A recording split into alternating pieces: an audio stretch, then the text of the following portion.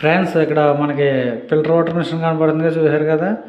మీకు చూడండి, ఇక్కడ కింద ట్యాప్లు ఉన్నాయండి, సింక్ కూడా గారబడి వేసానండి. అవి కూడా మనకి ఫిల్టర్లో కూడా పోతున్నాయండి. ఇవి చూసారు కదా, ఈ ఫిల్టర్లు తీసేసినాయన్నమాట. ఈ శుద్ధ వాటర్ వల్ల మొత్తం ఫిల్టర్లు కూడా పోతున్నాయండి. అంతమాను చూసారు కదా, మొత్తం గారబట్టి శుద్ధ ఎలా పడేసిందో. త్వరగా పోతున్నాయండి. ఇలా ఉంటే మిషన్ కూడా కంప్లైంట్ వస్తుంది.